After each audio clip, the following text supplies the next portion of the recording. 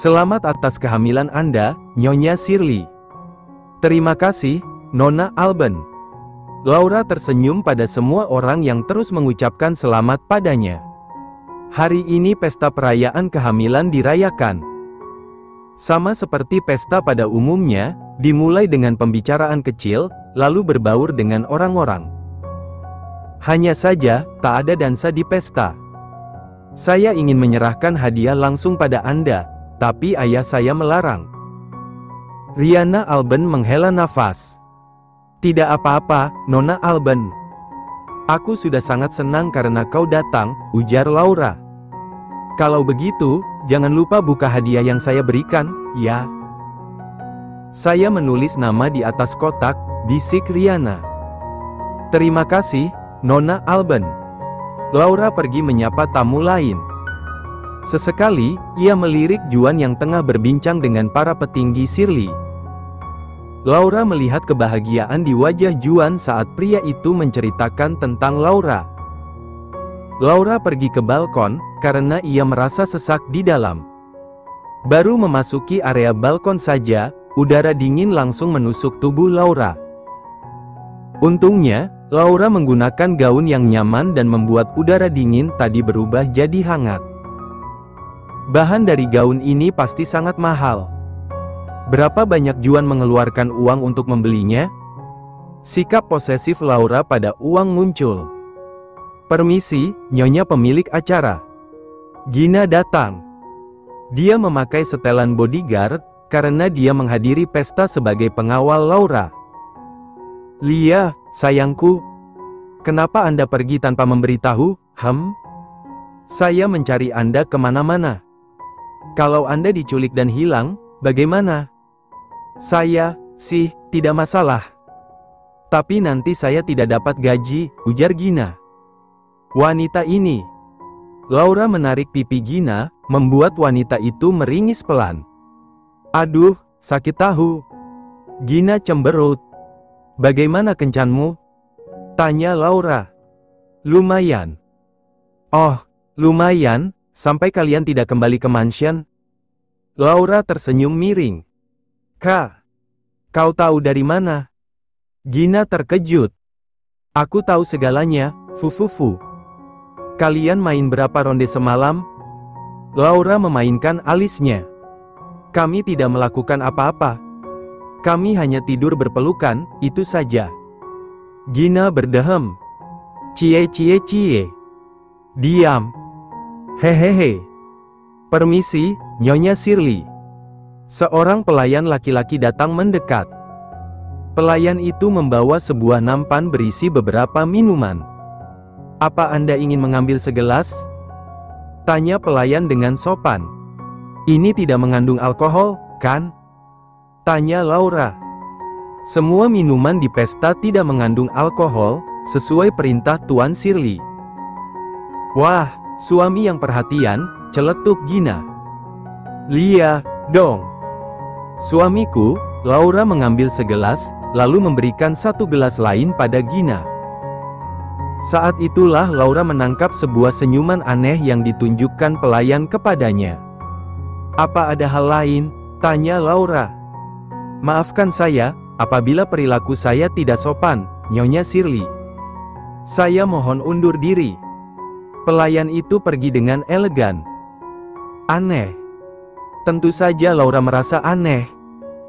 Sebaik apapun pelayan, mereka tak akan bersikap sesantai itu saat mendengar teguran. Minimal mereka bicara gagap atau raut wajah berubah.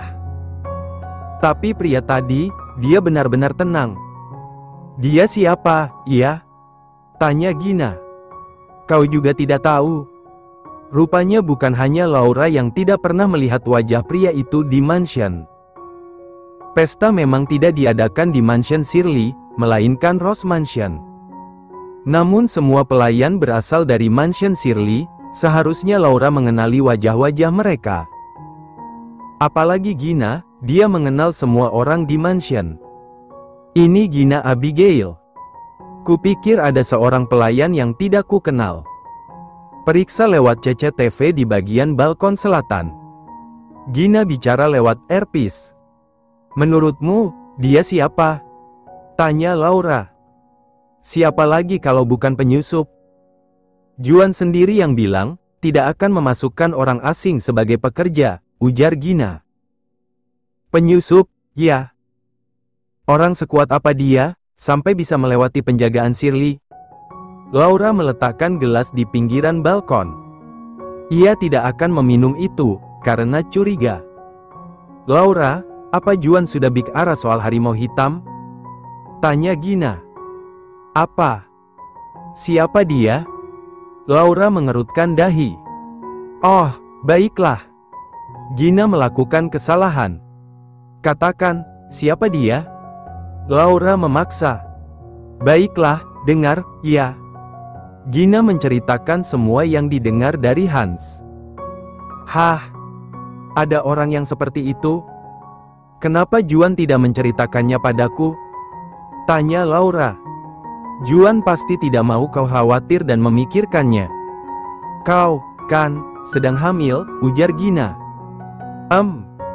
Iya, sih. Tunggu, Hans bilang dia tidak mengetahui jelas hal ini? Tanya Laura. Begitulah. Sama seperti Brian dan yang lain, Hans tidak tahu apa yang terjadi di antara Juan dengan si Han. Dia hanya ingat, diberi perintah langsung oleh Juan untuk membawa si Han padanya. Hans sendiri tak tahu misi apa yang diberikan Juan, dan kenapa si Han menghilang setelahnya. Hans tidak pernah bertanya karena dia pikir itu melewati batasan seorang bawahan. Tok, tok, tok. Seseorang mengetuk pintu balkon, namun ia mengucapkan kata tadi. Brian? Pemilik suara itu adalah Brian. Dia muncul dengan setelan jas abu-abu, tampan seperti biasa. Bagaimana kakak ipar bisa tahu, kalau itu aku? Tanya Brian. Hanya kau yang tidak waras di sini, jawab Laura. Ih. Brian cemberut. Kedatangan Brian ke pesta jadi sorotan semua tamu. Mereka masih kepo terhadap hubungan Brian dan Juan. Saat saling menyapa, Brian dan Juan menunjukkan kedekatan mereka di depan semua orang. Brian juga bilang, kalau dia dan Juan sangat dekat. Kapan kehidupanku bisa tenang? Laura berdecak. Oh, kau mengharapkan kehidupan tenang bersama seorang mafia? Tidak bisa, nak. Gina tertawa sambil menepuk pelan punggung Laura. Laura. Juan memasuki balkon. Laura memalingkan wajah. Apa aku melakukan kesalahan? Juan menarik dagu Laura. Tidak, aku hanya sedikit kesal pada kehidupanku yang tak bisa tenang, ujar Laura. Juan melirik Gina dan Brian, keduanya langsung memalingkan wajah seolah-olah tak ikut campur dalam hal ini. Bagaimana jika kita kembali ke kamar? Tanya Juan. Aku tidak nyaman di sini. Bisakah kita kembali ke mansion Shirley? Tanya Laura. Baiklah. Juan menatap Gina. Hei, siapkan mobil. Nyonya Shirley akan kembali sekarang. Gina menghubungi rekannya lewat earpiece. Bagaimana dengan pestanya? Belum selesai, kan? Tanya Laura. Keadaanmu lebih penting daripada pesta ini. Apa kau bisa berjalan? Juan menyentuh bahu Laura. Bisa, walau sedikit pusing, balas Laura. Mau ku gendong? Tidak, malu. Laura lebih dulu keluar dari balkon, Juan menyusulnya. Tuan Shirley, kemana kau akan pergi? Tanya Charlene Ran. Istriku tidak enak badan, dia harus istirahat, balas Juan. Itu pilihan yang bagus. Wanita hamil tidak boleh terlalu kelelahan. Hari pesta perayaan pemimpin baru Victor tiba. Brian menepati perkataannya dengan mengadakan pesta yang megah dan meriah. Selamat atas posisi baru Anda, Tuan Victor. Terima kasih. Brian tersenyum ke arah beberapa orang yang tengah mengelilinginya. Saya tidak menyangka Anda mengadakan pesta yang meriah dan megah. Ini wajar untuk ukuran Victor, tapi bukankah Anda harus menghormati mendiang Tuan Ash Victor? Seorang pria tua menunjukkan aura permusuhan yang kuat.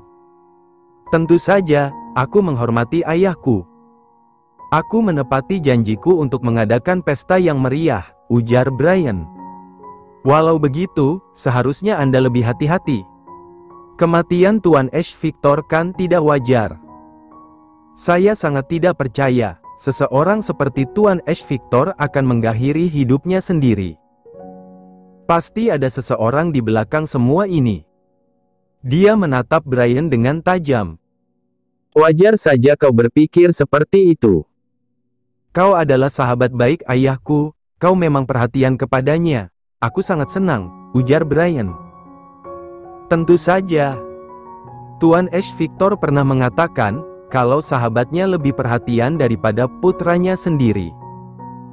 Perkataan itu mengundang tawa. Begitukah? Pantas saja ayah memberikan para wanita yang dia beli kepada sahabatnya sendiri. Dia pasti sangat menghargai sahabatnya. Brian tersenyum kecil. Apa? Pria itu terkejut. Dengan tubuh bergetar, ia melirik istri mudanya yang juga terkejut. Apa maksudnya itu? Kau bermain dengan wanita lain di belakangku? Kau sudah bersumpah tidak akan melakukan itu. Istri muda melempar lembaran kipas pada suaminya. Tunggu. Dengarkan aku, sayang. Pria itu mengejar istrinya. Orang-orang jadi terdiam. Membuat keributan di pesta orang lain, sangat menyedihkan. Itu adalah Juan. Ia berjalan mendekati Brian dengan segelas minuman di tangannya. Terima kasih sudah datang, Tuan Shirley, ujar Brian. Terima kasih sudah mengundangku. Dan, selamat atas kedudukanmu, Tuan Victor. Juan menyodorkan gelasnya, mereka melakukan cheer. Apa Nyonya Shirley tidak datang? Tanya Brian. Aku tidak bisa membiarkan istriku menghadiri pesta di malam hari, itu bisa membuatnya kelelahan. Aku harus memastikan keamanan istriku, ujar Juan. Kau suami yang sangat pengertian. Saat aku menikah nanti, aku juga akan menjadi sepertimu. Brian melirik Cecilia. Wanita itu hanya tersenyum kecil, lalu melanjutkan kegiatannya bicara dengan para wanita muda. Kalian berdua terlihat akrab. Rion Evans, pemimpin keluarga Evans mendekati mereka. Aku jadi penasaran, bagaimana hubungan kalian sebenarnya? Seperti permintaan Brian, Rion memancing keduanya dengan pertanyaan itu. Seluruh tamu undangan mengarahkan mata kepada mereka. Hubunganku dengan Tuan Shirley? Tentu saja, saudara, ujar Brian. Saudara? Maksud Anda, seperti saudara? Tanya Rion. Bukan, kami benar-benar saudara. Ash Victor bukanlah ayahku, tapi aku sudah menganggapnya sebagai ayahku sendiri. Sebelum kematiannya, dia bilang bahwa aku dan Tuan Shirley bersaudara tiri. Brian bicara dengan enteng. Saudara tiri? Tunggu, jadi ketiganya adalah saudara tiri? Apa-apaan itu? Inikah sebabnya dia tidak mirip dengan Ash Victor? Orang-orang memberi reaksi beragam. Juan hanya memandang mereka dengan datar, sementara Brian merasa berdebar di atas keseruan. Setelah mengetahui hubungan asli kami, aku merasa berselisih dengan Shirley hanya membuang-buang waktu. Victor akan bekerja sama dengan Shirley mulai saat ini, ujar Brian. Apa? Shirley dan Victor? Yang benar saja. Apa dia sudah gila? Tuan Victor, apa yang Anda lakukan? Seorang pendukung Ash muncul. Apa Anda berniat menghancurkan keluarga Victor? Tanyanya. Justru aku sedang memperkuat Victor dengan kerjasama ini, ujar Brian. Tapi Tuan Ash Victor tidak pernah menghendaki hal seperti ini terjadi. Victor tidak bisa bekerja sama dengan Shirley. Teriaknya. Siapa pemimpinnya di sini? Kau atau aku? Brian mendekati pria itu. Ia memberi tatapan tajam, membuat pria tersebut langsung gugup. Sekarang aku adalah pemilik Victor. Aku berhak melakukan apapun atas Victor.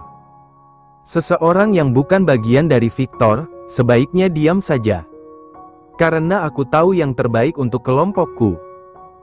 Brian menepuk bahu pria itu dan tersenyum. Belum ada 3 hari semenjak Brian mengumumkan kerjasama Victor dan Shirley, orang-orang bersiap menerima guncangan baru saat menghadiri pesta pemimpin baru keluarga Ran. Di sana, Bianca hadir dengan balutan gaun berwarna biru gelap yang cantik dan membentuk tubuhnya. Baru masuk saja, orang-orang langsung memberi banyak pukulan pada Bianca. Ran benar-benar sudah gila. Bagaimana bisa mereka menjadikan wanita sebagai pemimpin? Mereka berpikir diri mereka keren, hanya karena mengejutkan dunia beberapa kali.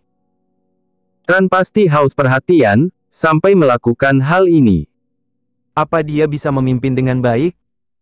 Bianca mendekati orang-orang yang tengah membicarakannya terang-terangan. Melihat Bianca mendekat, mereka diam, bersikap seolah tak terjadi apa-apa. Apa ada masalah dengan pemimpin wanita? Tanya Bianca. Ini adalah masalah besar, Nona Ran. Wanita lahir sebagai pendamping, bukan pemimpin. Apa kau berpikir derajatmu jauh lebih tinggi dari laki-laki? Seorang wanita harus menyadari posisi mereka, ujar salah satunya. Tolong jangan salah paham, Nona Ran. Tuan Afas hanya ingin mengatakan, sulit bagi seorang wanita memegang kursi pemimpin. Mumpung belum banyak waktu berlalu, bagaimana jika kau melepaskan jabatanmu? Orang-orang di sekitar tertawa. Berani sekali, kalian menyebutku Nona setelah aku menjadi pemimpin secara resmi. Oh, kalau kuperhatikan lagi, kalian adalah putra-putra keluarga kecil yang tidak bisa jadi pemimpin keluarga karena tidak layak, kan? Oh astaga, tolong jangan tersinggung. Maksudku, kalian pasti hebat pada tempat kalian masing-masing. Hanya saja, dunia seperti ini bukan tempat yang layak untuk orang-orang hebat macam kalian ini. Bianca tersenyum. Ah, apa kau bilang? Mereka tersinggung. Kalian sangat bermasalah dengan posisiku, kan? Jangan bilang, kalian iri, ya? Bianca tertawa kecil, membuat para tamu lain ikut tertawa. Maaf, aku hanya bercanda. Sama seperti kalian, jangan masukkan kata-kataku ke dalam hati. Tapi, perkataan kalian cukup menyadarkan betapa beratnya beban sebagai pemimpin. Aku semakin tertantang melakukan pekerjaanku dengan baik. Kalian hanya perlu melihat dan Shirley dan Victor benar-benar bekerja sama. Brian terang-terangan memanggil Juan, kakak, di depan semua orang. Lalu, sekarang ada apa? Ini adalah hari pernikahan Gina dan Hans. Ya, mereka akan menikah. Hans dan Gina mengalami pendekatan yang baik, mereka menyelesaikan masalah dengan komunikasi, berbagi rahasia kecil, dan sering bersama. Mereka menikah di pulau pribadi milik Cecilia. Awalnya pulau itu milik Juan, kemudian dia memberinya pada Cecilia sebagai upah guru Laura. Orang yang jadi tamu undangan adalah orang-orang di mansion Shirley. Semua orang, termasuk tukang kebunnya. Mansion Shirley yang kosong, ditempati pelayan dan pengawal baru untuk sementara waktu.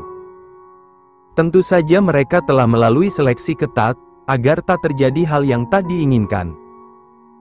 Yang diundang selain para pelayan adalah Laura, Juan, Victor, dan Ran. Pernikahan itu sangat sederhana. Pakaian pernikahan pun sederhana. Tak ada berlian maupun material berharga yang menempel di pakaian. Namun kain yang digunakan berkualitas tinggi. Semua ini adalah permintaan Hans, yang ingin membuat pernikahan sederhana di mana semua orang bisa tersenyum bersamanya. Senyum dong, pengantin baru, para pasukan khusus yang henti menggoda Gina dan Hans. Ih, diam. Kalian berisik. Gina berteriak dengan wajah memerah karena tak tahan dengan godaan semua orang. Aduh, pengantin barunya Sensian, ya?" Laura berteriak kecil. "Diam!" Gina langsung diam saat Hans menggenggam tangannya. "Jangan dengarkan Anastaris yang menggonggong," ujar Hans lembut. "Lia, suami." "Hei, apa dia menyebut kita Anastaris yang menggonggong?" Para pasukan khusus menekuk wajah. "Aku akan melempar bunganya." Gina bersiap melempar bunga. "Mama, aku mau bunga itu," ujar Harry. "Baiklah, haruskah aku mendapatkannya untukmu?" Bianca menepuk kepala Harry, ia maju ke depan untuk menangkap bunga. Sampai seseorang berdiri di sebelahnya. "Oh, kau!" Bianca menatap Cecilia. "Priaku merengek." Cecilia menunjuk Brian yang menyemangatinya untuk menangkap bunga. Yang lain langsung tidak bersemangat untuk menangkap bunga setelah tahu saingan mereka terlalu berat. Laura ingin ikut, tapi dia terlalu malas bergerak. 1, 2, 3. Gina melempar bunga. Bianca dan Cecilia melompat untuk menangkapnya. Namun bunga itu terlempar melewati mereka dan jatuh di atas pangkuan Emma. Semua orang terkejut, suasana hening beberapa saat. "Wah, apa Emma akan menikah?" celetuk Laura. "Apa? Saya?" Wajah Emma memerah. Tunggu sebentar. Kami ingin melihat ciuman." Laura berteriak ke arah Gina dan Hans. Saat mengikat janji, Hans mengecup kening Gina, bukan bibirnya. "Ciuman, ciuman, ciuman." Orang-orang bersemangat. Apa?" Gina menatap Hans yang memerah. "Bodoh amat, deh." Gina mengalungkan kedua tangannya di leher Hans, lalu menyatukan bibir mereka. "Ciuman yang bagus, kawan. Gina kita yang pemberani. Untung aku tidak terlambat." Richard menghela nafas karena ia berhasil menutup mata Harry dan Ruby tepat waktu. "Honey, aku jadi ingin menikah." Brian menyandarkan kepalanya di bahu Cecilia. 3 hari lagi, ya?" Benar saja, 3 hari kemudian, Brian dan Cecilia mengadakan pesta pernikahan. Berbeda dengan kesederhanaan Hans dan Gina, mereka mengadakan pesta mewah, yang akan dikenang semua tamu undangan. Cecilia dan Brian telah bekerja keras menyiapkan pesta pernikahan mereka selama sebulan. Itu adalah waktu yang sangat singkat, beruntung mereka bisa melakukannya. "Kau suka gaunmu?" tanya Laura. Saat ini, dia sedang berada di ruang pengantin wanita. Cecilia sudah selesai bersiap. Dia memakai balutan gaun putih dengan hiasan berlian yang berkilau. "Suka, terima kasih," ucap Cecilia. Gaun tersebut adalah pemberian Laura, tentu saja setelah mengorek tabungan anggarannya. "Tidak apa-apa, Laura. Juan berjanji akan menambah jumlah anggaranmu bulan depan." Laura menenangkan hatinya. Pesta pernikahan pun dimulai. Brian berdiri gagah di atas altar suci, ia menatap Cecilia yang berjalan menyusuri karpet putih berhiaskan mawar putih. "Kau sangat cantik," bisik Brian. "Kau cukup tampan hari ini." "Aku memang selalu tampan." Di depan puluhan tamu undangan, mereka mengucapkan janji suci pernikahan. Setelah bertukar cincin, Brian menarik dagu Cecilia dan mengecup bibir istrinya.